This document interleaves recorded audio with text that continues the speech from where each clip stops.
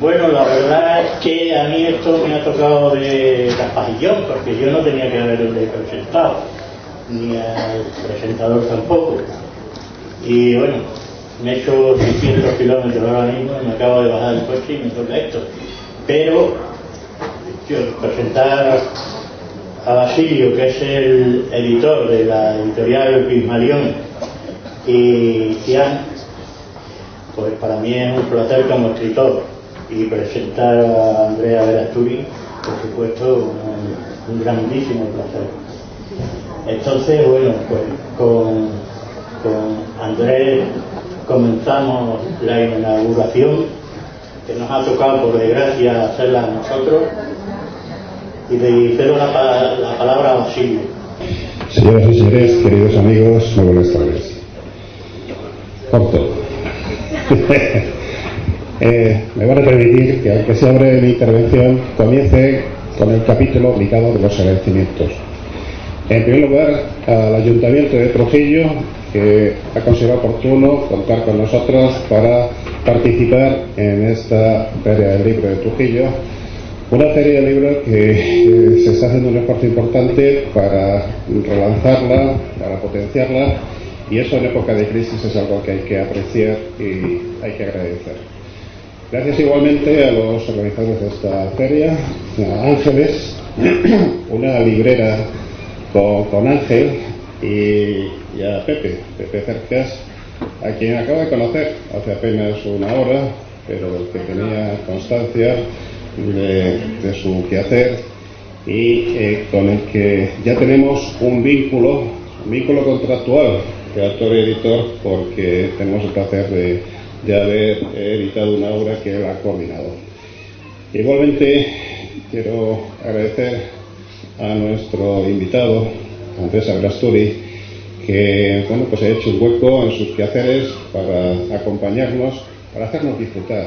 Ahí donde me veis con gesto serio y circunspecto, es una persona afable, una persona simpática, divertida, y nos va a hacer pasar una buena tarde. Os auguro un rato realmente memorable. Le quiero agradecer muchas cosas. Quiero agradecer, por supuesto, que esté aquí. Le quiero agradecer muchos años de amistad, de peleas cariñosas y de apoyo, de confianza y de respaldo incondicional, porque eso es lo que hemos recibido de Andrés Verasturi. Nosotros somos un grupo editorial joven, no hemos cumplido aún los 20 años, tenemos 19 años de existencia, y en nuestros comienzos tuvimos la fortuna, la suerte de conocer a Andrés, que nos ayudó a potenciar el proyecto desde los medios de comunicación, pero sobre todo nos ayudó a potenciar el proyecto editorial con un libro que de alguna forma pasará a los anales de la historia de la literatura y por supuesto a nuestra propia historia, ¿no? Porque este libro que tenéis aquí, Un blanco deslumbramiento, Palabras para Cris, pues fue el primer libro importante que publicamos, que editamos. Además fue nuestro bestseller particular, un libro de poesía, un año entre los 10 libros más vendidos, de una editorial que comenzaba y de un género que dicen que es para minorías, un género que dicen que no se vende. A partir de ahí, pues vinieron muchos otros proyectos, sobre todo cuajamos una amistad que, bueno, pues al menos por nuestra parte, no sé por la suya, nos honramos en mantener y en disfrutar. Por supuesto, quiero agradecerles a todos ustedes, a todos vosotros, que estéis aquí porque representáis dentro de la cadena del mundo del libro un eslabón fundamental. Es posible que en el futuro no existan editores o libreros o distribuidores, o incluso que a lo mejor no existan ni siquiera autores. Es posible que las máquinas, ya existen máquinas y programas que escriben poemas de manera autónoma o automática. Es posible que falte cualquiera de estos elementos dentro de la cadena y del mundo del libro, pero hay un elemento fundamental, imprescindible, que ese no puede faltar. Es el lector. Es el lector, que es el destinatario final de esta y de todas las obras. Y los lectores están aquí representados por todos ustedes, por todos, incluso por los señores que está hablando, pues también es un lector potencial. Lo que pasa es que quiere comunicar y decir más cosas de las que quiere escuchar, y esos son los autores peligrosos, los que no leen y escriben mucho. Hay que leer y escribir poco, porque eso denota sabiduría, eso denota inteligencia. Bien, gracias de verdad a todos vosotros, porque sin vuestra presencia y apoyo nada de esto tendría sentido. Y a continuación voy a hacer una breve presentación de Andrés, cuando realmente no necesita presentación. Andrés es un personaje mediático, conocido, querido, y por mi parte pues ya cometí la desmesura. Tuve la tentación y cometí la desmesura de poner por escrito lo que opinaba de él. Algo que bueno, pues a mí me enorgullece, pero que él me ha recriminado en varias ocasiones. Pero como sigo pensando lo mismo que pensaba cuando escribí el prólogo a este libro, a su poesía reunida, un grueso volumen donde reunimos sus mejores textos poéticos y de prosa poética, pues lo sigo pensando y lo digo. Decía entonces que Andrés Aberasturi es un referente principal del mejor periodismo que se ha ejercido en España durante las últimas 4 décadas.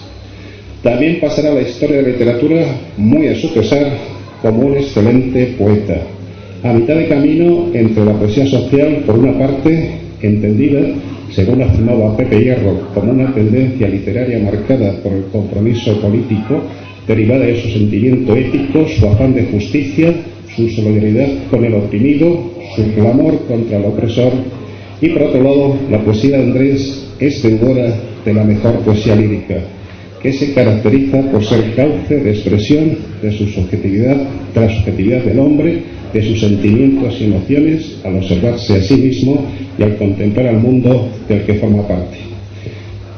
Aberasturi ciertamente es un excelente autor y un magnífico profesional que ha sabido llegar a la fibra sensible de los lectores, oyentes y televidentes, que no le permiten retirarse y desconectar sin más del mundo, porque necesitamos voces críticas e inteligentes, y autocríticas como la suya, que nos hagan tomar conciencia de nuestra realidad y plantar cara a la sinrazón. Dije, digo y diré. Un fuerte aplauso para Andrés Aberasturi.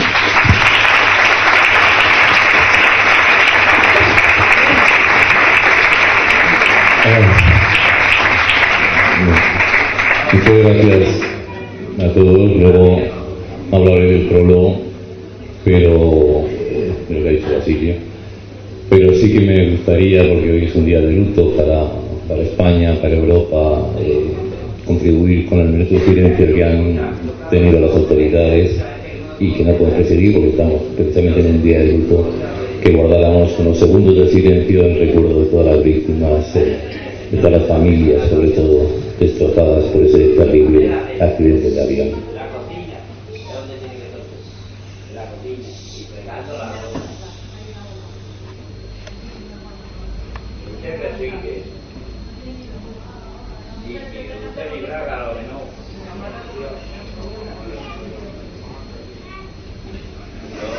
Bueno, la verdad es que muchas gracias a todos.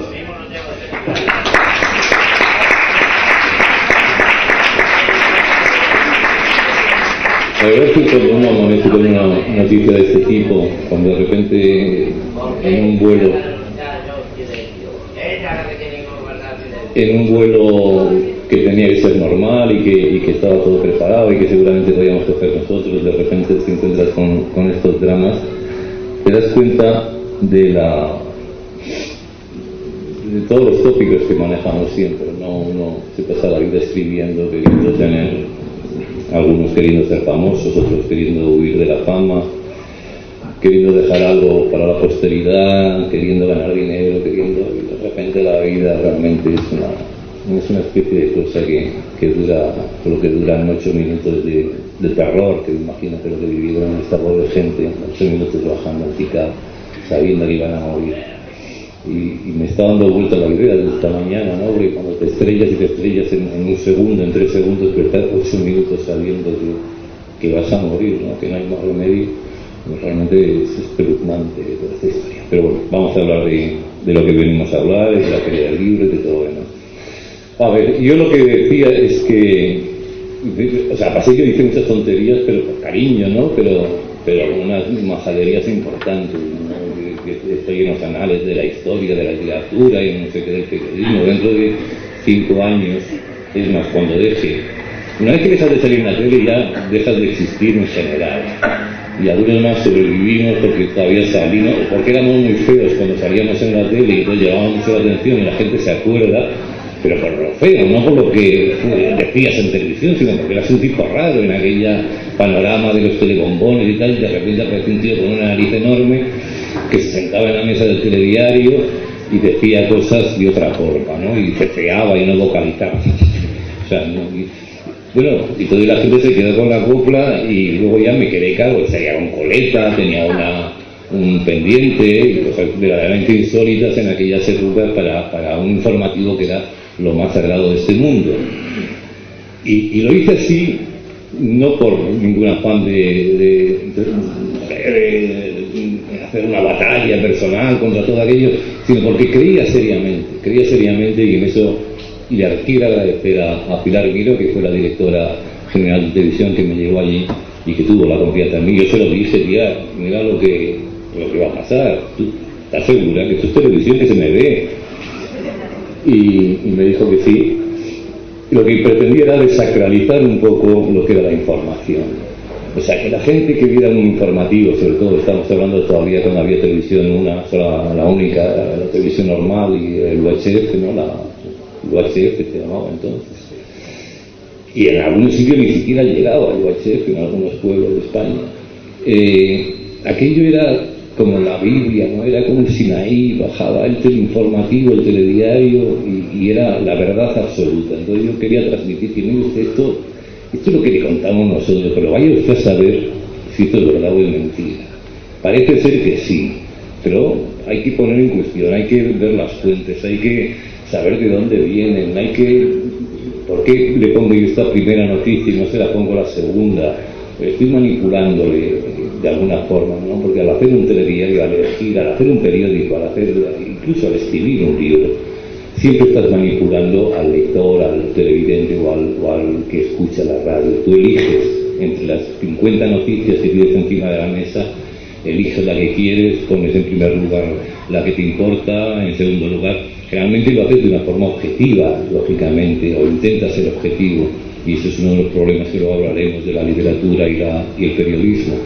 Sin embargo, esa objetividad empieza a pervertirse enseguida, porque en televisión, mucho más que preguntar qué es lo más importante que ha ocurrido hoy, te preguntas qué imágenes tenemos hoy.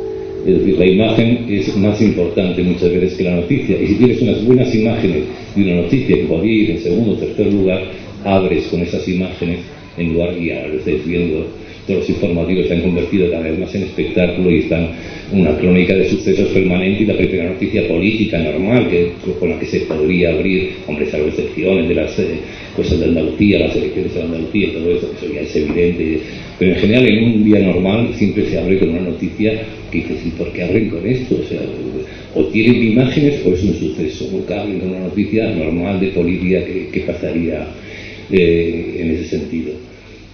Los periódicos todavía conservan, los periódicos de papel todavía conservan un cierto espíritu y una tradición. Entonces, bueno, yo creo que son más, en ese sentido, yo me siento periodista de prensa escrita, de papel, ¿no? Hablaba antes con un compañero de hoy de Badajoz que me decía esto de la literatura y el periodismo. Si preguntamos a la gente por los periodistas, el 90% nos van a citar a columnistas. Y van a citar a columnistas que salgan en televisión en los debates esos terroríficos, en esa especie de espectáculo de cito, de sálvame, elevado a un poquito, bueno, elevado o no elevado, no sé muy bien a qué nivel está cada uno, ¿no? Pero es decir, que realmente el periodismo, lamentablemente la sociedad lo confunde en general con el periodista conocido, el periodista que sale, el columnista, el que escribe, el que puede hacer o no literatura. Y el periodismo es mucho más que eso, ¿no? Los medios de comunicación, hay un montón de gente que está haciendo posible todos los días. Los periódicos, un montón de gente que no saldrá nunca en la televisión, un montón de gente que está escribiendo crónicas fantásticas, dando la información, etcétera, etcétera.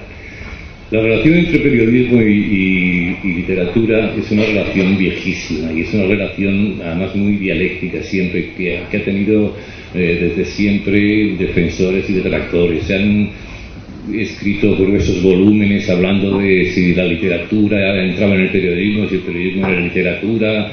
Y bueno, y como todo en esta vida pues, se discute y no se llega a ninguna conclusión. Entonces yo cuando me empecé a plantear el tema, que no sé por qué elegí este tema, porque me aburre muchísimo, no sé por qué dije lo del periodismo, me dio, como dicen, ¿de qué vas a hablar? Y entonces dije lo primero que se te ocurre, pero porque he dicho yo esto, ¿no? Me asusté mucho, le dije, yo no tengo nada que decir sobre esto. Pero te metes en Google y te das cuenta de que sí. Hombre, por favor. Tú también, hijo mío. Modo avión se llama. En Túnez, otro minuto de silencio también por lo que pueda pasar en Túnez. Bien, ¿por qué he elegido este tema? Bueno, esta es una dialéctica que viene pasando desde hace 1.000.000 de años. Todo el mundo se está preguntando si la literatura es periodismo, si el periodismo cabe en la literatura, si es una rama de la literatura, si...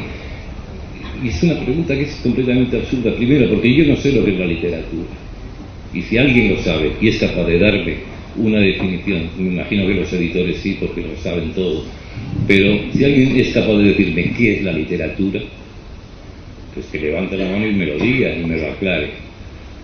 Incluso si alguien es capaz de decirme qué es el periodismo, que levante la mano y que me lo aclare, ¿no? Y mucho más en el siglo de las nuevas tecnologías, cuando el periodismo está al alcance de cualquiera de nosotros, cuando la proliferación de blogs, de eso que se llamaba, se va a enfadar Íñigo conmigo si digo lo de feedback, por lo de hablar en España leches, el retorno, ¿no? Esa respuesta del lector o del oyente era, bueno, una cosa que estaba, que se suponía más que era. Ahora tienes un feedback, tú escribes en un digital o te escriben. Yo escribo para una agencia y no sé quién me publica, no sé, me publica el que paga la agencia, pero yo no tengo ninguna posibilidad de saber quién publica una columna mía o no. Inmediatamente tengo un montón de opiniones, la mayoría insultantes, depende de dónde se publique, ¿no? Y amenazas, malas buenas, unos abrazos, otros que dicen que soy un jeta, unas veces soy rojo, otras veces soy facha, depende del día o de lo que escriba. Mira, aquí ya ni se concibe siquiera la figura de un periodista independiente que puede tener su propia ideología como natural, pero que escribe, que intenta escribir objetivamente. Entonces, el objetivamente yo creo que es un poco la base de toda la dialéctica que ha habido durante tanto tiempo entre medios de comunicación y periodismo. Siempre se ha definido el periodismo como un hecho objetivo, como contar las cosas de una forma objetiva. Es la objetivización del lenguaje, ¿no? Pero no vamos a meternos ya en berenjenales complicados porque sería muy para la Universidad de Salamanca y muy aburrido. No Salamanca, la universidad, quiero decir. Entonces, la objetividad no existe, es decir, no existe y no puede existir. Es como si vais a una panadería y dicen, ¿me da usted una barra de pan? Y dice, sí, tengo usted la levadura, el helado y la harina. Y hombre, no, démelo usted el pan hecho, no, démelo manipulado. La palabra manipulación tiene una mala prensa espantosa, pero sin embargo hay que manipular para que el objeto que estás ofreciendo sea digerible por el espectador, por el lector, por el oyente, por todo lo demás. O sea, tú no puedes escribir y no manipular, porque ni puedes escribir objetivamente. Hay una ley en periodismo, que es la primera que se aprende, que son las 5 Ws en inglés, serían el por qué, cuándo, quién, cómo y dónde, ¿no? Estas son, cada información tiene que responder quién es el que ha pasado, el sujeto, el qué ha pasado, dónde ha pasado, por qué ha pasado y cuándo ha pasado, ¿no? Eso sería la información básica del periodismo. Pero claro, cuando esto era así, y aparte de la tradición larguísima literaria, no solamente en España, pero vamos a hablar de España, en Europa en general, de algo que nació, que era el periodismo como una especie de información sobre la bolsa del café, si subía, si no bajaba, y a partir de ahí fue acaparando otros campos y luego tuvo influencia hasta convertirse en el llamado cuarto poder, y yo dudo que lo sea, pero bueno, eso es un tema a discutir. Había una larguísima tradición literaria dentro del periodismo y en España. Larra, de Hemingway, bueno, Hemingway no, es decir, le escribió mucho aquí, pero ¿dónde está la diferencia entre el Larra escritor, el Larra periodista, entre Hemingway escritor? Y luego ya eso ya se hizo absolutamente patente con lo que se llamó el nuevo periodismo de Tom Wolfe, donde ibas a escribir una crónica de Trujillo y los tíos hacían una especie de maravilla, una obra fantástica, literaria, sobre algún suceso absurdo, que los de menos eran sucesos, sino cómo lo contaban, de qué forma lo adornaban, cómo se metían en los personajes, cómo vivían, cómo reflejaban. Ahora mismo yo creo que se está volviendo. Ya tengo 3 o 4 chicas, además, las 3 o 4 que escriben ahí, 2 del Mundo y una en ABC y otra en El País, que están haciendo unas crónicas verdaderamente literarias, o sea, que es para recortarlas, que como antiguamente ahora ya las metes en el disco duro, ¿no? Pero antes se recortaban, porque escriben 2 páginas sobre un suceso que sería un suelto de un periódico, un recuadrito de nada, y han hecho una verdadera creación literaria, no han hecho una novela de 2 folios, aparte de los folletones y todo lo demás. Entonces, establecer las fronteras entre la literatura y el periodismo, primero, me parece un ejercicio inútil. No tiene ningún sentido. Yo hay cosas que leo y que me gustan y cosas que leo y que no me gustan. A mí me costan novelas que, bueno, ahora estaba echando un vistazo y no hemos querido dar nombres, pero nos hemos guiñado a algunos libreros y yo señalando alguna novela y tal, que se va a vender mucho, y a mí realmente no me apetece nada leerla, es que me aburren soberanamente, ¿no? Pero bueno, cada uno es como es y triunfa, y si sales en televisión pues mucho más, y se me está quedando la mano derecha fría y la izquierda, ¿no? Pero no puedo cambiar el motivo, me pongo de espaldas, va a ser un problema esto. Entonces, que todo esto es un mundo tan absolutamente entrelazado, y con el tema de las nuevas tecnologías que os decía antes, la posibilidad de los blogs, de aportar tu propio pensamiento, hay blogs que son verdaderamente fantásticos, y que generan una literatura, y que generan la creación, y que dan belleza, y que ofrecen cosas bonitas, y encima que son hiperactivos. Yo siempre pongo el ejemplo de Cortázar, ¿no? Cuando escribió Rayuela, si Cortázar hubiera conocido internet y las posibilidades del hipervínculo, de mandarte de un lado para otro, hubiera hecho verdaderas maravillas, ¿no? Yo a Cortázar lo quiero mucho, la verdad, yo reconozco una cierta debilidad, pero cuando habla de los carteles y te va pasando de una página a la otra, y te va guiando y te marea y te dejas llevar por él, imagínate todo eso en internet, lo que podría ser, ¿no? Eso que se llama el hipervínculo, que es la gran ventaja que tiene el medio de comunicación que dices, porque la Constitución de Cádiz ya se aprobó.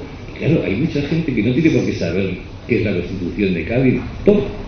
Hace clic en Constitución de Cádiz y te explica toda la Constitución de Cádiz. Ya te vuelves al sitio y se aprobó que el movimiento feminista, ¿y cuándo empezaría? ¡Pum! Clic al movimiento feminista y toda la historia del movimiento feminista. Claro, es que es tenerlo todo al alcance de la mano. ¿Esto es bueno? Yo creo que sí. Claro que puede ser malo, por supuesto que puede ser malo, pero es tan malo. Es que la mejor novela en la lengua castellana la escribió un tío que se volvió loco, la protagonizó un señor que se volvió loco, primero porque no supo dónde dejar los huesos, y segundo porque había leído tanto que se volvió loco y se lanzó a hacer esas cosas de libro de caballería. Es decir, hay dos cosas que me obsesionan del Quijote: una, que el tío se vuelve loco por leer, y otra, ¿cuál era la otra que la edad no perdona? No, y otra, que Cervantes, cuando escribió el Quijote, aunque parezca mentira, no había leído el Quijote. O sea que se puede vivir y escribir el Quijote sin haber leído el Quijote. Entonces hay una sacralización del libro y de la lectura absolutamente divinizada. Aquí el que no lee es un imbécil, y cada vez que salen en las encuestas 2 de cada 3 españoles no han leído una vez un libro. Bueno, pero ¿cómo son esos que no han leído un libro? Son gente reflexionan, saben educar a sus hijos, tratan bien a sus padres, tienen una filosofía de vida, son capaces de reaccionar ante un accidente, saben manejarse, tienen empatía, la gente les quiere, ellos quieren. Entonces, ¿por qué tienen que leer un libro? O sea, es que es obligación leer un libro. Yo no quiero sacralizar los libros. Y hay tipos que han leído 250.000 libros y no tienen una puta idea propia. O sea, se pasan el día citando libros que han leído, pero no han reflexionado sobre ningún libro, con lo cual no me sirven de nada. O sea, el libro es un objeto que está ahí, que te puede enriquecer o no, que depende de tu actitud crítica frente al libro, frente a las páginas.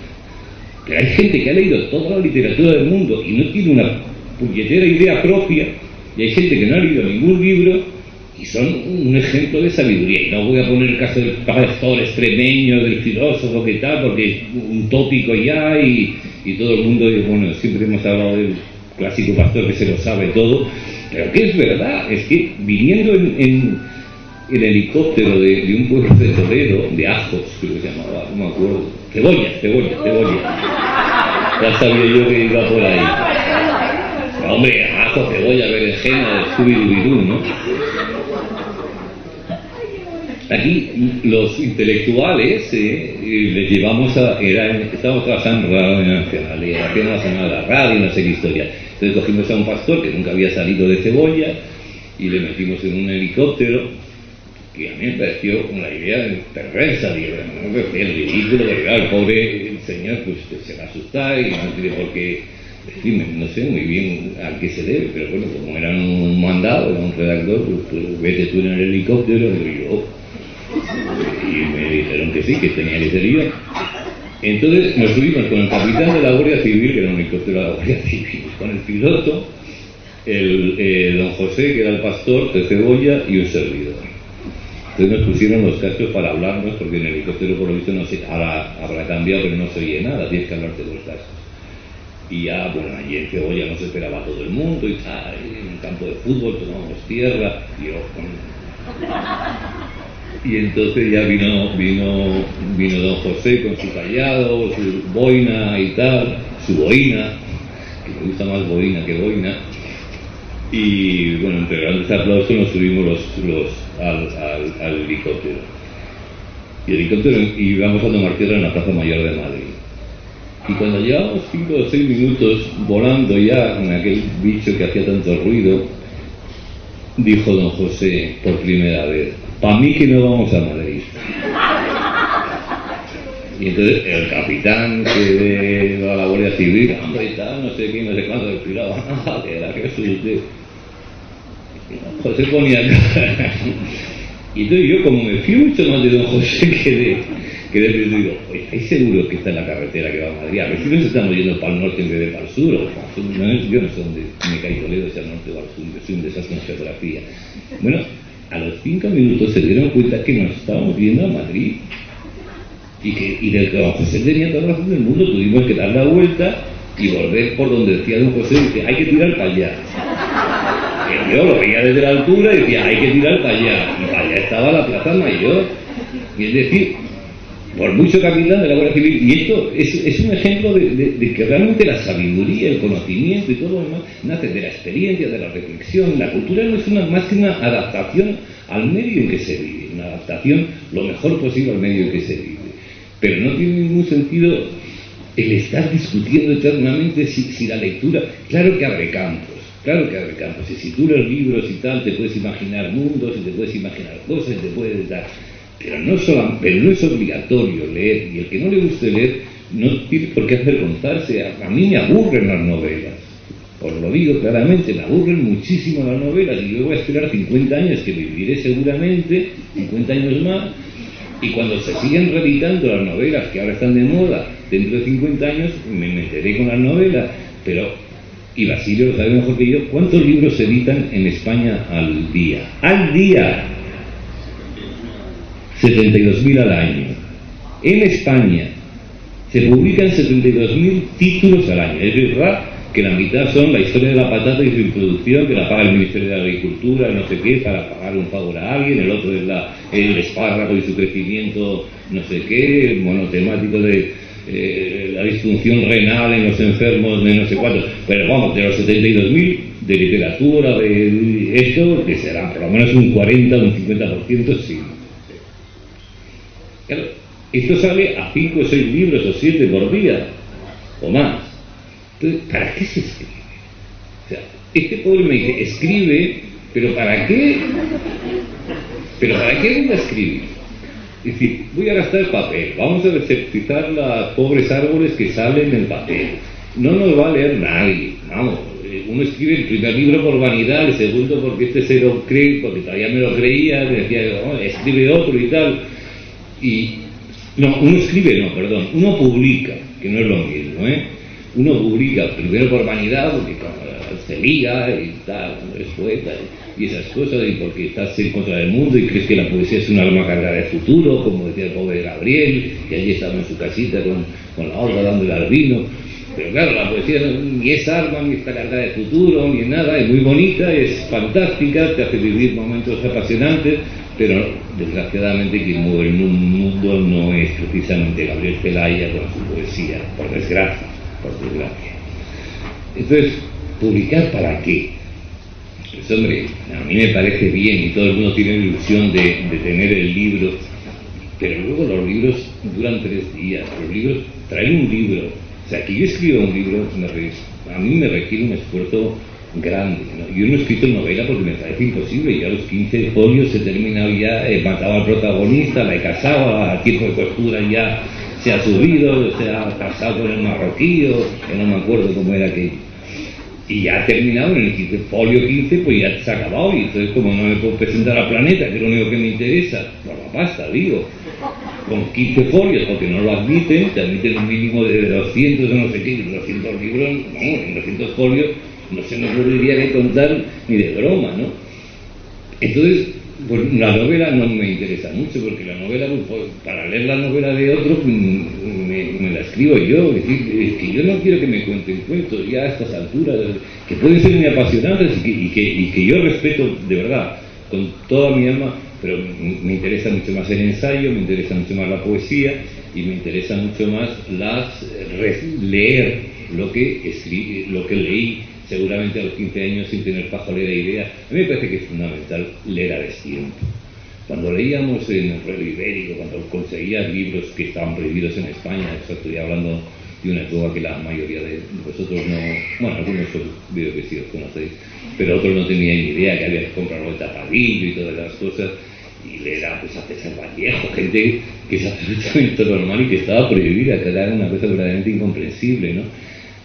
Y todo eso, cuando leía Sartre, que viste completamente existencialista, ¿no? Me acosté el lunes normal y el martes me levanté existencialista, pero me pareció fantástico. Y me hice existencialista, estuve varias semanas siendo existencialista hasta que leía no sé bien y me hice pues, lo que me haría otra cosa, ¿no? Pero es la época en la que hay que hacerse existencialista. Y entonces, vale, y entonces eso quedó ahí. Y ahora vuelves a la náusea, vuelves a leer a Sartre y ves con toda la profundidad que tiene, con toda la historia, todo, releer todo lo que sigue persistiendo, ¿no? ¿Cuántas obras han sido de una moda brutal, eran los grandes autores de la época y no han vuelto a saberse nada de ellos? ¿Cuántos autores ya han desaparecido porque no eran buenos, porque escribían muy mal? Y eso es una verdad.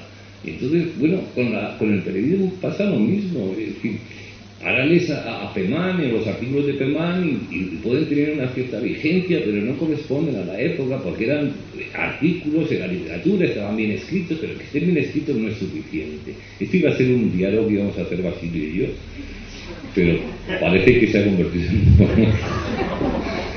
No, es que me aburre mucho dar conferencias, lo digo de verdad, y entonces no quiero dar mi opinión, me gusta mucho más que reflexionemos todos y que hablemos todos. Pero yo creo que yo no me planteo ya cuestiones. Yo he llegado a una edad en la que diga, mira, que cada uno haga lo que quiera. El que le guste el tiempo entre costuras, que se ponga a bordar. El que le guste Pérez Reverte y la buena gente, que lea a Arturo y que disfrute leyendo con Arturo. El que no nos guste estar todo el día en el Vaticano viendo conspiraciones y tal, pues no leemos casi nada de lo que se publica, porque todo ocurre en el Vaticano y todo son conspiraciones de la mitad de la novela que se escribe. que quieres leer las memorias de Bono, pues no, pues, o sea, te tomas un par de aspirinas y te pones allí y te lees las memorias de Bono. Un par de aspirinas en el primer tomo, en ese ahora que sale del segundo tendrás ya que ir a un ibuprofeno porque es que tiene más materia, ¿no? Y luego que claro, las memorias son las geografías de sí mismas, porque claro, bueno, en el caso de Bono es muy gracioso, bueno, a decir. No, hombre, el caso de... No, no tengo ningún problema, se lo dije a él, ¿no? El caso de Bono, porque es que Bono no se moja nunca, ¿no? Yo tengo una cierta simpatía por Bono, porque me parece un personaje con que es gracioso, ¿no? Pero siempre, nunca firma él nada en todas sus memorias. En el primer tomo, que es el que he leído, en el segundo no lo sé, me cuentan que Felipe dijo que no sé qué, pero nunca dice, y Felipe dijo, él se salva siempre, ¿no? Se lo echa tercero, lo va soltando por ahí, va soltando lo que le conviene en cada momento, y entonces no se moja. Y luego las memorias estas de los políticos, claro, pues son verdaderamente impresentables. No es literatura, evidentemente, ¿no? ¿Cuál es la literatura? Pues no lo sé, la verdad es que no lo sé, no tengo ni pajolera idea, y además es que tampoco me preocupa saberlo. Yo pillo libros y de repente, y es que de pasar de la página 15 me cuesta un sufrimiento, ¿no? Y cuando miro cuántas me quedan, porque además es que ahora la gente, es que yo soy lector de Marcial Lafuente Estefanía, que escribía novelas del oeste que eran magníficas porque tenían 40 páginas pequeñitas y las cambiabas por dos reales, te la cambiaban por otra de segunda mano. Nos pasábamos la literatura aquella de que la cita Serrat, el hombre en el Curro del Palmo, ¿no? Que se leyó todo lo de Marcial Lafuente Estefanía, que era un escritor para mí fantástico, y sin embargo pues no ha tenido ningún valor. Hay casos pintorescos, lo de Corín Tellado. Corín Tellado era la pestada de la literatura española. Entonces resulta que Vargas Llosa, ¿no? Fue el que la dijo que era fantástica, y Corín Tellado ya fue fantástica. Bueno, Corín Tellado fue fantástica a los que dicen que Vargas Llosa es fantástico, porque está dividido en dos, como todo, por razones ajenas a la literatura, por razones políticas.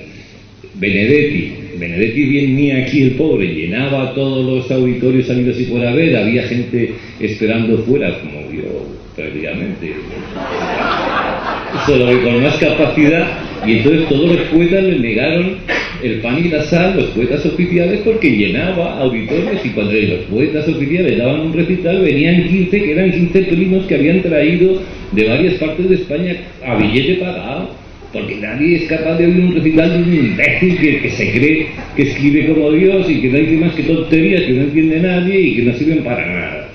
Yo reconozco que soy un ser atípico dentro de la poesía y dentro del periodismo. No, soy bastante normal, salvo el día que me dio por hacer nuevo periodismo, me mandaron al Consejo de Ministros y entonces, no sé cómo, no me acuerdo, algo improviso, ¿no? Empecé diciendo, caía el sol sobre la Moncloa, no sé qué, no sé cuánto, y tal. Y entonces se lo vi al redactor jefe, dice, ¿esto qué es? Es un poco cáustico el redactor jefe, pero le quiero mucho, le quería mucho, fue el que más me enseñó a mí de periodismo. Paco Cercadillo se llama. Y digo, ¿estos cosas son ministros? Entonces siguió diciendo, ¿pero esto qué es? Dice, pues soy ministro, sí, que ya llegará. Dice, no, dame cuando ya empiece el Consejo de Ministros y en medio folio. Entonces ya comprobé que yo no tenía ningún futuro en esta profesión, sobre todo haciendo nuevo periodismo. Hubiera sido bonito, a lo mejor si hubieran publicado y hubieran tenido el valor de publicarlo, ahora serían los consejos de ministros todos caería el sol sobre la Moncloa, pero no, o se hubieran inventado otra cosa. Pero realmente hay una objetivización, y eso sí que es cierto, del periodismo. Tiene un lenguaje propio como lo tiene una carpintería propia del teatro, como tiene una técnica propia que la enseña en cómodos plazos y en breves lecciones Basilio a hacer poesía lírica. Tú no sabes nada de poesía lírica, te apuntas a un curso de poesía lírica, que hay miles ahora, y aprendes y ahí sales poeta lírico, te dan el título a los 15 días de poeta lírico y tal, ¿no? Y bueno, pues esas cosas funcionan así, todo el mundo, hay libros de autoayuda, que es lo que más se vende en los aeropuertos, que es literatura seria. Te vas a una feria del libro, no a esta, que es una feria seria, porque es pequeñita y entrañable y tiene unos libros preciosos, peruanos son, ¿no? aparte de Siaria y Pigmalión, evidentemente, y de la biblioteca de Trujillo, evidentemente, pero ¿qué iba a decir? Te vas a la feria del libro y yo escribí ya hace mucho que sí. Este pobre sabe que ya no me llama a la feria del libro porque me niego a ir, ¿no? Primero porque si no tienes un libro, ¿para qué vas a ir? O sea, si has publicado un libro nuevo y yo como ya no pienso publicar más, pues ¿para qué vas a ir? Para firmar cosas de hace 200 años que ya ni te arrepientes ni nada. Pero claro, llegas allí y empieza a decir, joder, cola y tal, ¿quién será? Gala y tal, porque Gala siempre es el que tiene cola, ¿no? O Reverte. No, este es el chef este que ha ganado, que tiene 101 formas de hacer alcachofas y tal. Y el tío, con la 101 forma de hacer alcachofas, haciendo una receta sobre la alcachofa. Y tiene una cola, pues ya salió en televisión. Y luego aparece otra,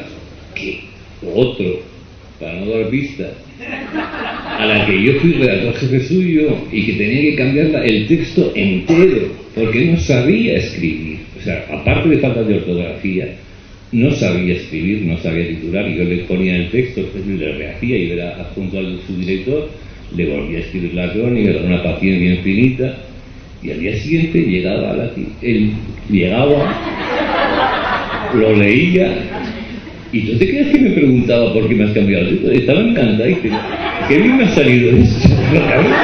Si no he puesto más que la firma, la tuya. Entonces, y era alucinante. Y entonces pues escriben novelas de muchísima venta. Yo lo respeto, ¿no? Pero claro, deprime, porque tú te pasas en la cola con tu pobre librito de Siar allí, estás allí con el auto hijo y con el Basilio que te mira así de soslayo por si regalas algún libro de más y tal. Y cuando tienes cola, dices, joder, qué vergüenza, ¿no? Están haciendo cola. ¿Qué pongo? Yo le escribo más libros por no escribir dedicatorias. Es mucho más difícil escribir una dedicatoria que escribir un libro. Entonces llega la señora que dice, pon para Mari con mucho cariño de no sé quién y para su primo Fernando que está en Oviedo. Digo, ¿me lo puede decir más despacito porque no lo cojo y tal? Entonces son ya dedicatorias al gusto del dedicado, ¿no? Ella te dicta la dedicatoria y tal. Otra que te dice, otro que te dice, ¿y esto cuánto vale?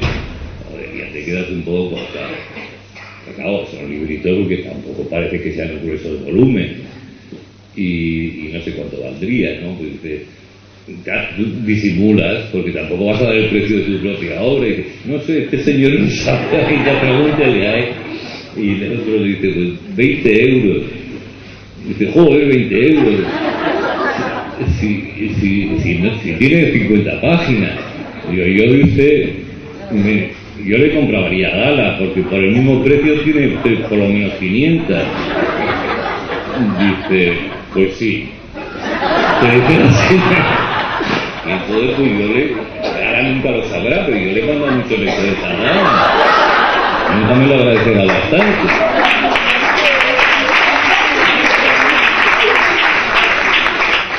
Y luego ya llega el tercer ejemplar que te lleva con el libro de Gala y dice, ¿me lo firma? Y digo, pues mire, es que esto es de Antonio Gala. Dice, ya, pero no voy a comprar otro. Digo, no tiene usted razón. Pero déjenme que yo le firmo en un folio aparte, en el propio libro, nos hacemos una foto, le doy un beso, nos damos un abrazo, salimos, tomamos unas cañas, pero no me haga que firme en el libro, en el texto de Gala, con mi nombre, porque a lo mejor el don Antonio se mosquea un poco, que es muy dado. Y estás allí puesto en la caseta y parece que te van a echar cacahuetes.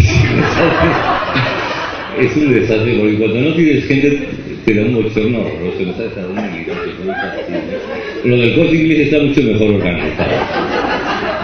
Porque esto se ha convertido en un comercio pintoresco de la literatura. Entonces yo no sé vender libros, o sea, y es que no me apetece. Y entonces lo del Corte Inglés está muy bien, porque cuando no tienes 2 o 3 personas firmando, el jefe de planta manda a la de lencería, bajar los 15 de lencería a por el libro. Luego le reembolsan el dinero del libro y tal. Pero tienes a 15 señoritas merceras de lencería que te van comprando libros y el autor se viene arriba. Tenido a 15 días ahí. Ya, pero si las has estado viendo en la planta sexta, que era lencería. No te engañes. Es que los autores tenemos una vanidad tan enorme que nos creemos que las que venden lencería, estas de la perla y todo esto, pues están muy interesadas en la antología rota y no sé qué, ¿no? Pues mí, realmente no es el caso, ¿no? Pero te digo que esto es un mundo muy raro, ¿no? En el que yo creo que cada uno tiene que hacer lo que quiera hacer. El que quiera leer, que lea. El que no quiera leer, que no lea.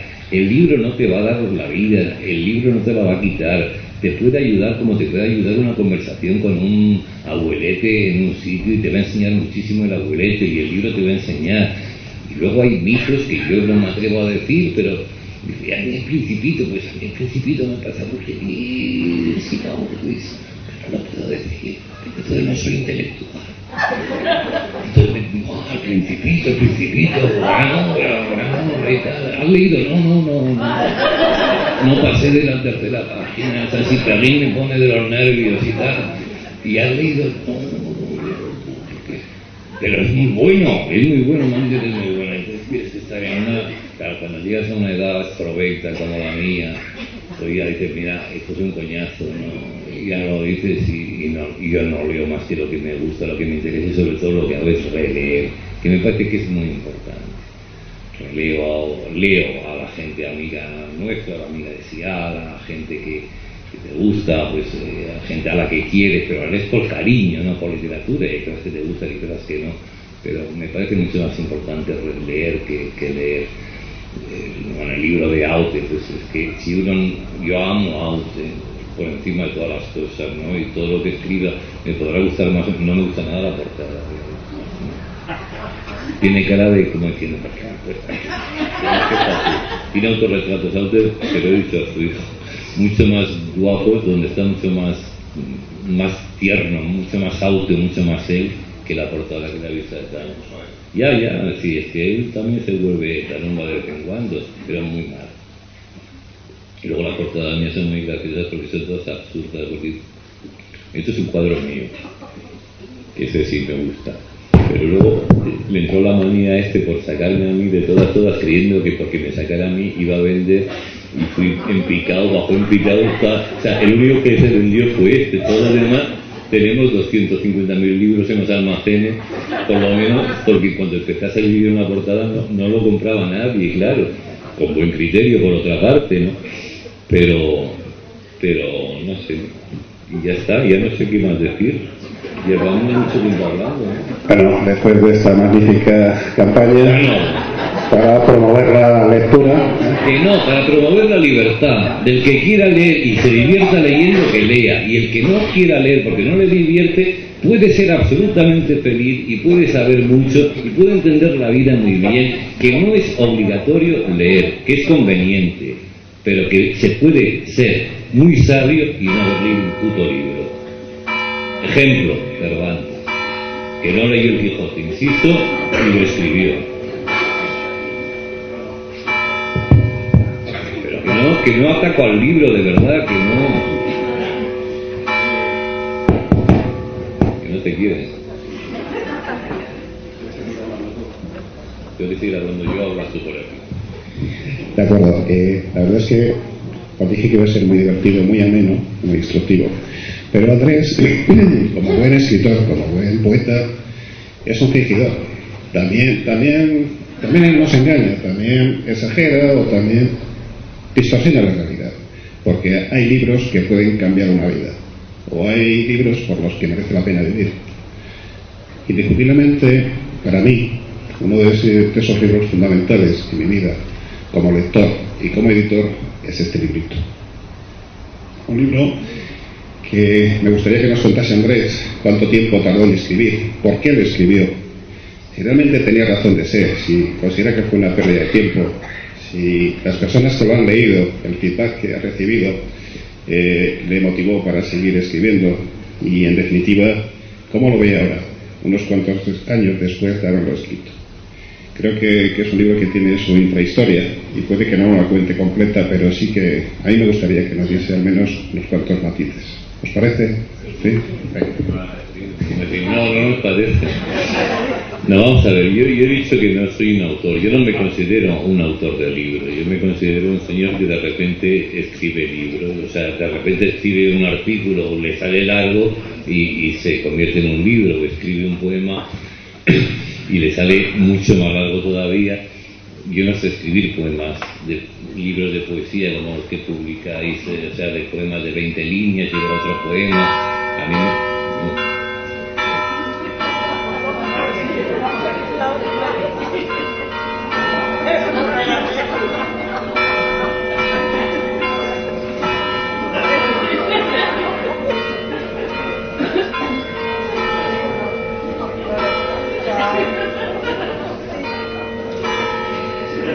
Hay que dar las horas.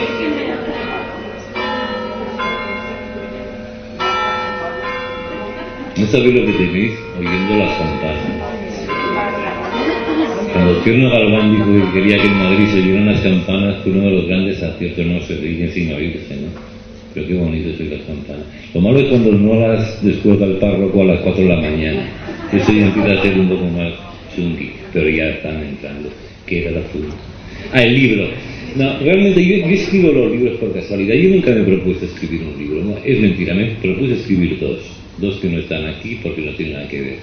Uno solo me propuse escribir. Los chats cuando empezaban, porque me parecían los chats de internet, porque me metí en un chat por unas cuestiones absurdas tenía una sobrina que había venido de Argentina, adolescente, y se dejó un novio en Argentina, y entonces yo tenía ordenador y me dice, ¿puedo usarlo para hablar con mi novio y tal? Y sí, hija, úsalo y tal. Y así lo escribió, y yo no sabía lo que era un chat, y lo dejó abierto y tal, y entonces de repente, al día siguiente entro yo y me dice, ¿cuánto he pensado en ti? Y digo, joder, a ver si ligado. Porque no ponía quién era. Y digo, yo también bastante. Por si acaso. Dice, pero es que no es lo mismo y tal, desde que no nos vemos y tal. Digo, ya me empecé a acojonar. Digo, bueno, pero yo creo que pronto nos veremos, habrá oportunidad. No sé si está mi mujer por ahí, confío que no. Habrá oportunidad y tal, podemos quedar cuando quiera. Dice, ¿cómo que quedas cuando quieras si te acabas de ir? Dice, no, pero volveré. Yo no sabía cómo salir de aquel atolladero porque yo quería establecer una relación verdaderamente maravillosa. Todavía no se había escrito tanto sobre la relación en internet y los chats y los amores y los desamores. Estaba empezando todo aquello. Total, que al final me dijo, María, es que a vos os quiero. Y dije, yo no soy María. Yo soy el tío de María y pobre Sergio que cortó la conexión, pero luego ya le volví a conectar. Digo, oye, que no pasa nada, que tú dices lo que le quieres a María y yo se lo transmito. Lo malo fue que luego María le dejó. Y claro, ya seguí yo consolándole al muchacho, pero ya en plan amigo, diciendo, no te preocupes, seguramente lo pensará otra vez y tal. María tiene caso con un vasco, con un armario, tiene 2 hijos o 3. Y es fantástico que el muchacho, me imagino, que seguirá paseando perros porque se dedicaba a pasear perros por Buenos Aires, que cobraba una pasta. ¿A qué viene? Hablando del libro. Entonces, el único libro que yo escribí, entonces los chats me empezaron a interesar mucho, me metí en el mundo del chat, me explicó cómo funcionaba, eran unos chats muy incipientes, no había cámara, no se habían. Y entonces, las relaciones humanas que se establecieron allí eran unas relaciones muy raras, no eran de soledad. Es verdad que había mucho intento de ligue, mucho intento de esto, pero había era como una plaza pequeñita, ¿no? La plaza del mundo, intentando imponer el poder. Había líderes, había todo lo que hay en el mundo se reflejaba en una pantalla, ¿no? Todas las avaricias, el poder, el odio, las peleas que se organizaban, los abusos de los que tenían el mazo, los administradores de los chats, que te quitaban o te echaban según les caías bien o les caías mal. Y era un detalle, el lenguaje, ¿no? Sobre todo que empezaba, todavía no se había escrito prácticamente nada sobre eso, con la economía del lenguaje, los emoticones, todo aquello, y me pareció muy interesante, y con una lingüista que es autora ahora de Sial, una gran poeta, escribimos ese libro a medias, ¿no? Y luego escribí una cosa con Planeta de mi época de colegial y de las cosas que nos pasaban tan terroríficas cuando nos hacían, nos hacían había una especie de, aparte de ejercicios espirituales, que terminabas aquí porque había una hormiguita que daba la vuelta a la tierra, y hasta que no la dejara toda la tierra con una cuchilla de afeitar no empezaría la eternidad. Entonces digo, madre del amor hermoso, lo que debe durar esto, decía yo para mí. Pero esa noche había confesiones así, todo el mundo se confesaba, ¿no? Pero luego esto se agravó porque tenía una vidente en Cabanillas, en un pueblo cerca, que iba al cielo, vamos, está todavía la vidente, tengo una buena amistad con ella, iba al cielo varias veces, por semana, al mes, de vez en cuando. Y yo la preguntaba, pero vidente, ¿cómo? Y que el cielo esto es bonito y tal, ¿cómo está decorado? Y digo, oh, precioso está, es como un parador, es mueble castellano. Claro. Y es cuando ya me hundió definitivamente. Tú imagínate una eternidad en mueble castellano. ¡Qué bonito es! Bonito es. Pero como decía Don Mendo, los lobanillos que te pueden sacar, estando toda la eternidad sentado en un mueble castellano, puede ser muy duro, muy duro, ¿no? Bien, entonces escribí, se te ha caído la punta de las gafas. Entonces escribí lo de... ¿Por qué estoy en el rostro? El de Dios y yo, donde contaba pues todas esas historias de aquella religión que nos enseñaron, de aquella... que yo no tengo ninguna queja, además lo escribí con todo el cariño del mundo. Ahora celebramos los 50 años, ¿a qué edad debo tener?, de la salida del colegio, y contando pues las anécdotas, las confusiones, los tocamientos. Cuando yo una vez me metí en el metro y estaba tan lleno el metro que estaba al lado de una chiquita y se me quedó el dedo así, y yo no lo podía mover, pero es que si lo moviera peor. Entonces estaba todo el rato así, y entonces yo tenía un compañero y estaba desde Madrid, 14 estaciones por lo menos, ¿no? Y entonces yo tenía un compañero que me acojonaba mucho y me decía, eso es lascivia, porque yo diferenciaba mucho entre la concupiscencia y la lascivia. La concupiscencia me parecía como muy vasta, en cambio la lascivia era una cosa como muy catalana, ¿no?, como muy fina. Digo, yo me inclino más que la lascivia, le decía a mi compra, que no concupiscencia. Digo, pero ¿y qué digo? ¿Que he pecado contra la concupiscencia? ¿Cómo contra? ¿Qué seres concupiscentes? Digo, y no se le lascivo. Bueno, después de media hora al final ya me decidí. Yo tenía una confesión automática, ¿no? Yo decía siempre lo mismo, me tiré 15 años diciendo lo mismo. Ave María Purísima, tengo mucho genio, me voy a rezar por las mañanas, me enfado con mis hermanos, después con mis padres, digo algunas mentiras y ya no me acuerdo de más. Y ya está. 3 Ave Marías y a casa. Pero claro, ahí había que meter lo de la lascivia. Y entonces, bien asesorado por mi compi, tuve actos impuros y tal. Y tú ves que son muy impuros.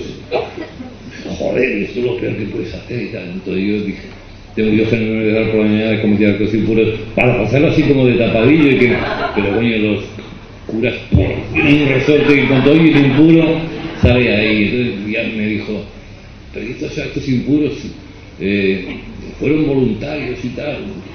Sí, bueno, era un poco complicado porque fue una situación un poco complicada y tal, pero a ti te daba gusto. Y hombre, ¿qué quedaría? Pues sí, porque daba gustito, porque estaba tan suavita la perita y tal, pero es que, ¿y cuántas veces? Digo, pues mire usted, por lo bajo unas 500, porque de Argüelles a la Plaza de Castilla. Entonces ya el cura empezó a despistarse, pero llegaste hasta el final. Digo, sí, hasta el final, sí, pero yo creía que el final era la Plaza de Castilla. Y entonces ya el tío dice, a ver, 500 veces y hasta el final. Digo, yo ya me mosqué, digo, yo creo que no estamos hablando de lo mismo. Y entonces ya la cosa se fue solucionando y tal, y al final dijo el hombre, bendito sea Dios. Y ya cuando le expliqué que es que había tocado vamos, que no lo había tocado, que se lo había puesto delante del dedo, que no era mi intención y que era un dedo, que el dedo estaba en un sitio nada ni concupiscente ni lascivo, que era una situación. Es verdad que en Valdeajedera, que se bajó mucha gente, yo seguí con el dedo. Pero ella tampoco se retiró, o sea que también ella algo tuvo que decir. Bueno, entonces escribí ese libro con Planeta, hicieron 2 ediciones, se agotó y nunca más supe de Planeta ni de nada. Creo que se ha muerto ahora el fundador, pero es la última noticia que tengo. En cambio el pobre Basilio, que no me distribuye casi nada y me saca los libros después de que los presento. Yo presento el libro, pero el libro no está. Y entonces está muy bien porque luego podemos volver a... Ahora ya está el libro y ahora ya lo podemos vender. No, se porta muy bien como digo. Y le quiero mucho. Y entonces escribí... Estos 2 libros los escribí porque los quería escribir. Porque me apetecía escribir, empecé a hablar del colegio, de aquellos años, y me apetecía y me divertí escribiéndolo yo y recordando todo aquello. Y estos otros libros, fundamentalmente el de Chris, el dedicado, yo tengo un hijo con parálisis cerebral, el segundo, ¿no? Tengo 2 hijos, y el segundo tiene parálisis cerebral, lo escribí por lo que leo cuando tenía 18 años, ahora tiene 34, creo que tiene 32, 33, un desastre para la edad, será algo para la mía. Y eso lo empecé de una forma tonta, no tenía ninguna intención de escribir un libro. Llevábamos 18 años con Chris en casa, ¿no? O sea que se llega a asumir alguna vez, porque es mentira que se asuma, no se asume nunca. O sea, el problema está ahí, es una espada que tienes encima y que la vives de la forma que mejor la puedes vivir y con cierta naturalidad, pero nunca lo superas, porque es difícil de superarlo, ¿no? Porque siempre hay algo que te vuelve a la realidad. Y entonces un día, volviendo de la radio a las 4 de la mañana, yo tenía la costumbre de pasar por el cuarto de los 2 hermanos, al hermano mayor que le apagaba, yo creo que le faltaba el microondas, porque todo lo demás lo tenía un ordenador, una alta fidelidad, unos casos y todo estaba encendido, era una especie de discoteca rarísima. Era un tecnológico, entonces le apagaba todos los aparatos más que le daba porque gastaba de luz. Y bueno, si encontraba el aparato, porque yo veía una luz, pero como había tal proliferación de camisas, zapatos, no sé qué pasaba aquí. Era como un todo la habitación del mayor, ¿no? Y entonces luego entraba en la del pequeño, en la de Chris, y estaba dormidito, y siempre tenía 18 años y sigue durmiéndose así, con la mano así, como una crispa de esos cursis que ponen en Navidad, que son así los niños. Y entonces me fijé y me empecé a acordar y tal, y bueno, empecé a escribir en el ordenador diciendo cómo es tu vida, cómo era tu vida, tal, recordándome un poco, pero un poco haciendo tiempo para escribir el artículo del día siguiente, ¿no? Y de repente ya me empecé a enfollenar con esa historia y dejé el ordenador y empecé a escribir a mano, y eso es una señal, para mí entonces era inequívoca de que había algo más que un puro divertimento, ¿no? Y cuando escribía a mano me di cuenta de que no terminaba los renglones al final de la página, sino que iba escribiendo, me salía poesía sin querer, me salía, no rima, pero sí poesía, ¿no? Y es un libro que escribí con fiebre. Es un libro que lo dejaba y volvía. Estaba deseando llegar a casa para meterme otra vez en el libro y seguir escribiéndolo, ¿no? Era como una gripe, era un malestar, un mal rato precioso y contándole todo lo que había sido su vida, lo que había sido nuestra vida, lo que había significado y toda la historia suya sabiendo que nunca la iba a leer, ¿no? Que nunca la podría leer, pero dejar testimonio para mí, de todo aquello, de cómo fue una reflexión sobre lo que supuso su llegada al mundo, ¿no? Yo no tenía intención de hacer un libro de eso, me salió el libro pues 3 veces más que grande, corté todo, pero no corregí nunca nada. O sea, ahora mismo si lo leyera, corregiría desde el punto de vista puramente intelectual, digamos, o como se llama, estilista, ¿no? De estilo y tal. Hay cosas que no me gustan, cosas que cambiaría, palabras que me sobran, otras que no son las que debían ser, pero nunca lo he querido tocar realmente, ¿no? Y bueno, y no lo pensaba publicar, me parecía un libro, no en el sentido, no porque me diera vergüenza, ni porque me pareciera impúdico, me parecía importante el haberlo hecho, me parecía un desahogo. Se lo leía a mi mujer y a su hermano, y a las 4 páginas empezaron a llorar. Dije, pues ya definitivamente esto no parece que vaya por el buen camino, ¿no? No vamos a hacer sufrir aquí a la gente. Y al final los de la fundación, nosotros tenemos una asociación de padres de niños con parálisis cerebral en Madrid y todo esto, y me animaron todos a que lo publicara, que podía servir de ayuda, que podía servir de ejemplo, que es un libro duro, no es un libro que es terrible, por el mundo de la discapacidad. Yo estoy encantado con mi hijo de que sea así, no lo cambiaría por nada. Yo sí, yo lo cambiaría con un chaval sano, fuerte y que hubiera... Ahora no, pero en su momento sí lo hubiera cambiado. Yo hubiera querido tener un hijo sano, ¿cómo no lo vas a querer tener, no? Y yo si tuviera otro querría... hoy es disparates absolutos, ¿no?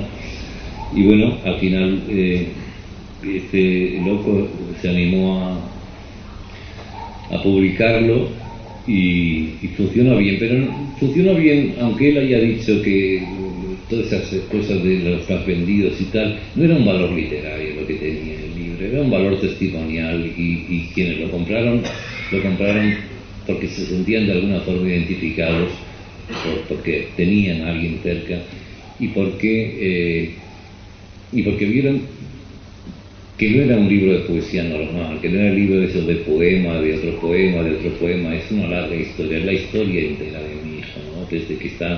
Desde que nace y se lo llevamos al hospital a las 24 horas hasta que vuelve a casa y lo veo dormir cuando tiene 18 años, digo, ¿qué coño estará soñando? Cris, ¿no? Cris se llama mi hijo, Cristóbal, no Cristian, Cristóbal, como el santo de los taxistas. Bueno, para mí resultó una experiencia rara, porque era un libro donde, de alguna forma impúdico en el sentido pero a la vez me parece importante, porque si fuimos la primera generación que sacamos a nuestros hijos, a todos nuestros hijos a la calle, no dejábamos al de la silla de ruedas en casa cuando íbamos a merendar, ni cuando había una fiesta, ni cuando había una boda, no lo dejábamos, lo llevábamos, y entonces conseguimos que los primos, los hermanos, los tíos, los sobrinos, todos pensaran cuando se casaban, cuando hacían bautizos, en el sitio donde pudiera ir Cris. Esto fue una revolución a pequeño nivel importante, no mía, sino de la generación nuestra, ¿no? Estábamos orgullosos de nuestros hijos, y en ese sentido es importante.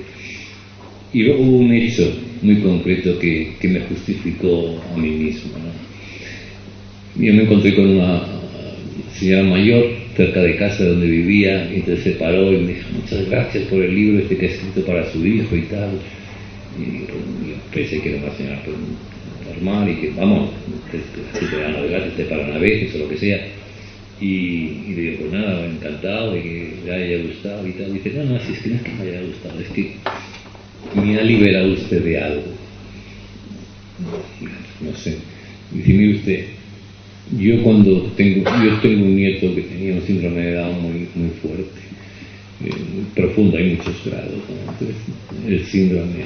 Y entonces cuando nació, y pensando en su futuro, una noche pensé que lo mejor que podía hacer, que lo mejor que podía pasar era que muriese. Y eso lo he llevado toda la vida con un pesar, me he arrepentido toda la vida y nunca se me ha quitado de la cabeza.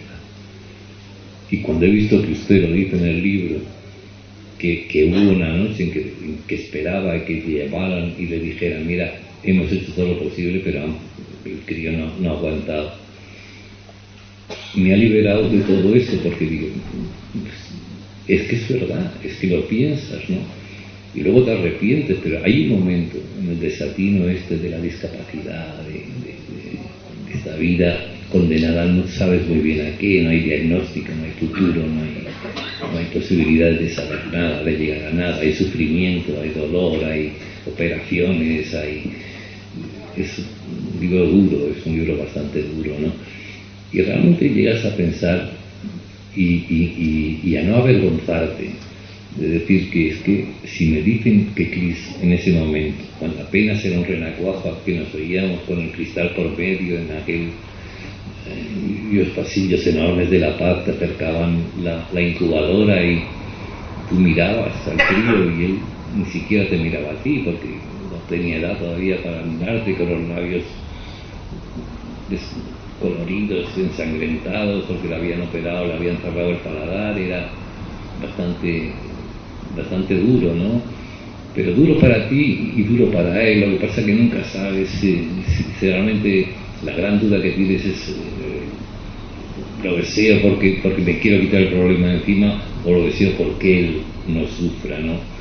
Es la canción aquella de Víctor Manuel, que te puedo dar para que no me sufra, ¿no? Que me parece la canción más brutal, ¿no? De una madre con un hijo drogadicto.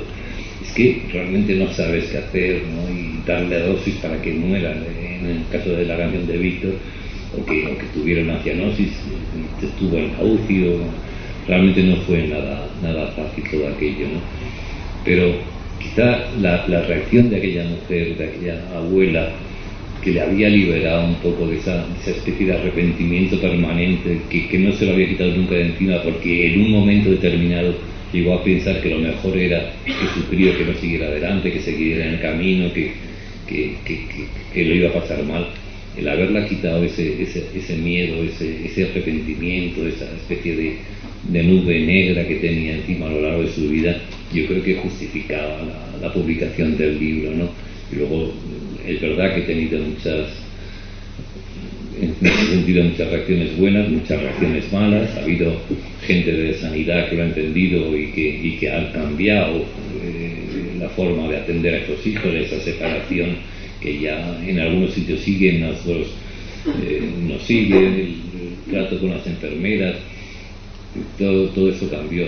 Luego ya literariamente yo no soy quien para juzgarlo, no sé si es bueno o es malo el libro salió como una bocanada y salió todo seguido, lo único que hice fue acortar todo lo que sobraba, probarlo, pero sin corregirlo, ¿no? Y bueno, fue un libro que para mí fue importante, pero no fue necesario. Desempeñan los pobres periodistas, que son unos majaderos la mayoría, lo digo porque lo soy, que es una broma, se empeñan en preguntarme si es que tenía necesidad de quitarme, pues después de 18 años de estar con él no tenía ninguna necesidad de nada, o sea, no, lo escribí porque me pareció fundamentalmente tierno, no de arrepentimiento, ni de sentimiento, ni de venganza, ni nada. Me pareció tan tierno verlo dormir así, verlo dormir con las manitas y decir, ¿qué soñará? ¿No? ¿Qué mundo soñará? Un mundo donde la gente corre, anda, como él no corre, como él no anda. Y de hecho el final del libro yo creo que es un final optimista, una vez que ya estaba en casa, que ya estaba, y digo que termina el libro, termina diciendo, porque tú eres la paz, porque tú eres mi paz, ¿no? Y realmente lo que Cristo nos ha dado y nos sigue dando, a su madre fundamentalmente, y a mí y a su hermano, que me parece muy importante implicar a la familia, no responsabilizarla, pero sí implicarla, ¿no? Que tengan conciencia del problema, es que nos ha dado pues muchos malos momentos, pero nos ha dado una enorme paz, una relativización de todo lo que en aquellas épocas me preocupaba el share, las audiencias, si habíamos subido, si no habíamos subido, si me hacían un reportaje, si no me lo hacían. Cuando tienes a Cris, cuando estás luchando por la vida de un hijo, te das cuenta de justo de la fama, de la popularidad, que son unas cosas tan estúpidas, tan pequeñas, tan insignificantes, ¿no? Y conseguir que sonriera por primera vez, ¿no? Cuando lo trajimos del hospital, Cris no ha llorado nunca, por ejemplo, no ha llorado con lágrimas, chillaba, Ya porque tenía miedo a las manos, ¿no? Cuando la madre llega un momento en que antes de que le den alta, porque la madre no le conocía a su hijo, ¿no? Bueno, no os voy a contar el libro porque tampoco quiero haceros pasar un mal rato, ¿no? Pero cuando llegó allí y tenía miedo Chris de las manos de su madre, ¿no? Se ponía un poco a la defensiva y gritaba, porque todas las manos que se le habían acercado era para hacerle algo, para cerrarle el paladar, para abrirle la boca, para suturarle, para meterle suero por aquí, para sacarle sangre por allá. Es muy complicado, ¿no? Es muy complicado. Entonces conseguir pasar ese del grito a la sonrisa, la primera sonrisa de Chris, es el triunfo más grande de nuestra vida, ¿no?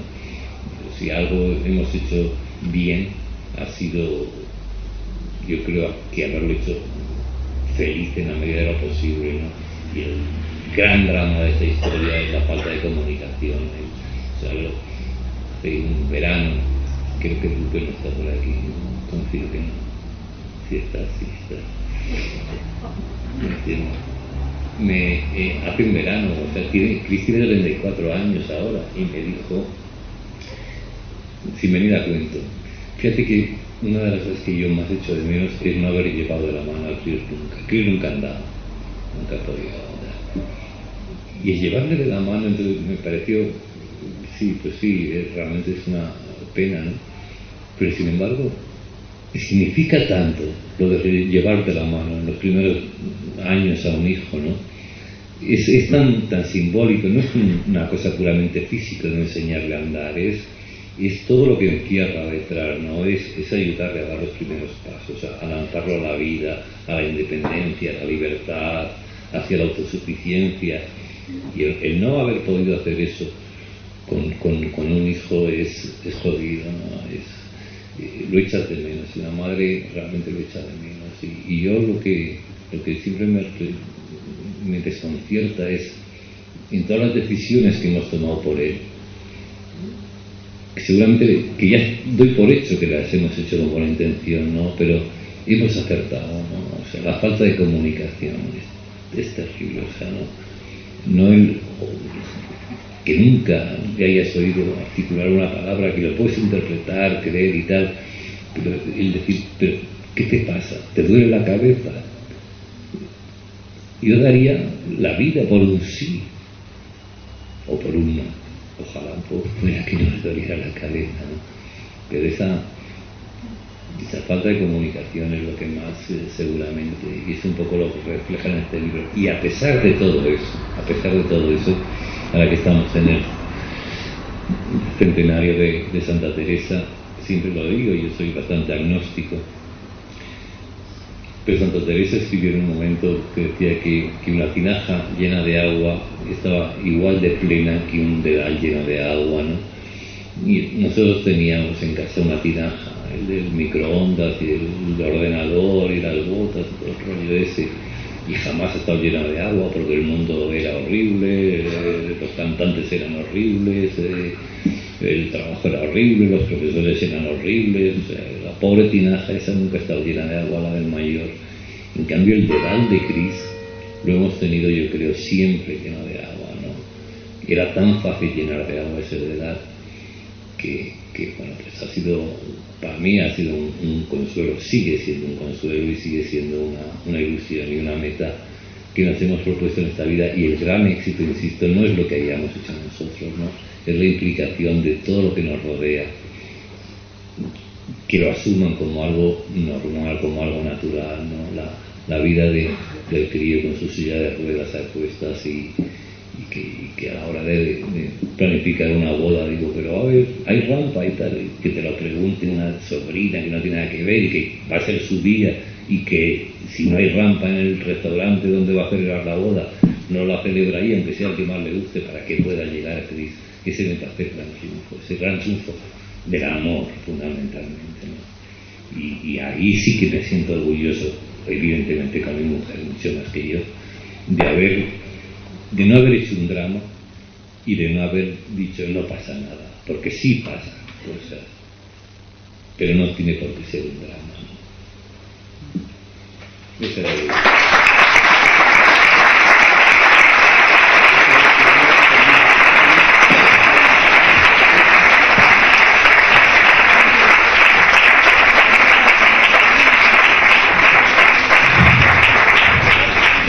Aseguré que iba a ser una tarde especial. Andrés tiene esa capacidad, es un excelente comunicador, puede hacernos reír y puede hacernos llorar, pero siempre de manera auténtica. Vamos a despedirnos, efectivamente hemos traspasado las barreras horarias, ya nos recordarán las campanas dentro de un momentito. Únicamente quiero preguntaros algo antes de despedirle y agradecerle que nos hayas hecho sentir vivos, Andrés, porque ciertamente lo he visto en las caras del público. A mí me gustaría, si os parece bien, si podemos concederle 5, 6 o 7 minutos más, que termine leyéndonos unas cuantas estrofas de este libro, las que él quiera, que escoja lo que quiera. No, este no es. Creo que va a ser un magnífico recuerdo, porque quedará en el aire el eco de esas palabras, de esos versos, y también quedará el recuerdo y el eco de Cris y de Andrés. Así, si os parece, terminamos el acto, esta inauguración, conferencia, presentación, lectura, y bueno, pues os quiero agradecer a todos que hayáis permanecido aquí con un poquito de frío, pero fieles, ¿no?, a la cita con Andrés y a su experiencia literaria y personal. Muchas gracias a todos.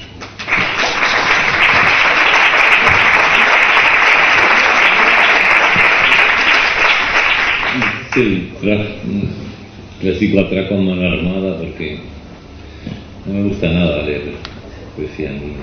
Bueno, os voy a leer a lo que he hecho referencia cuando empecé a escribir el libro, que aunque aquí la tercera parte era cuando vi a mi hijo que estaba durmiendo, ¿no?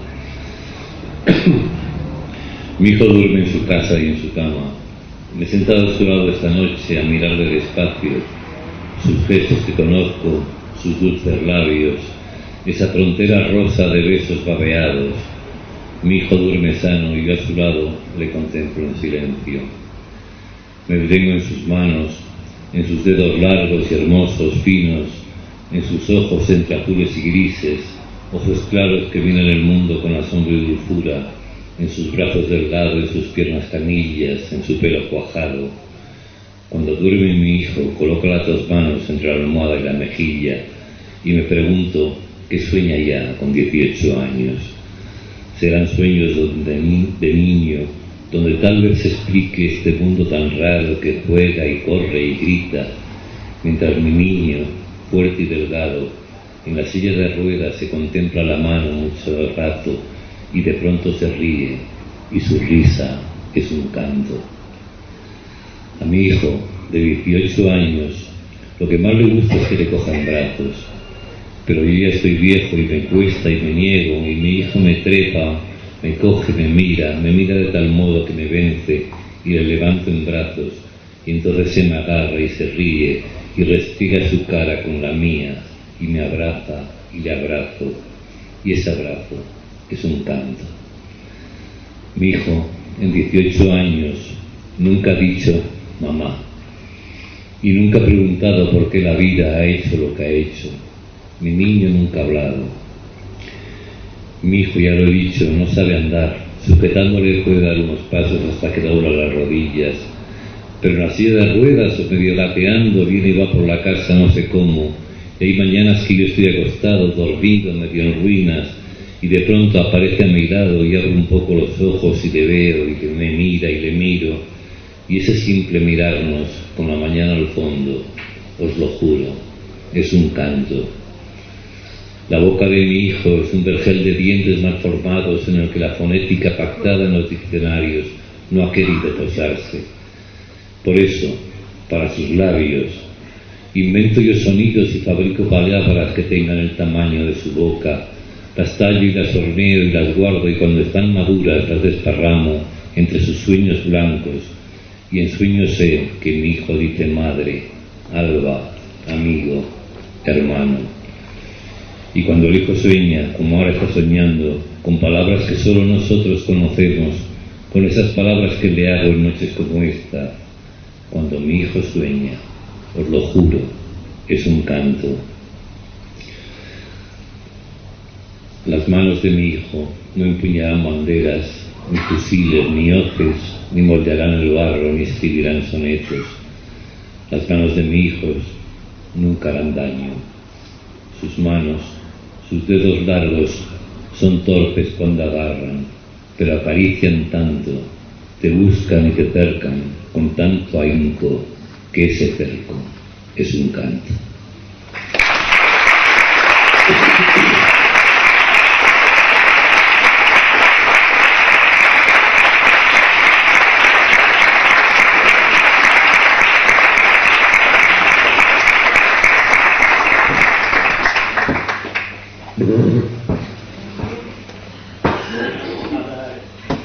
Un picarro.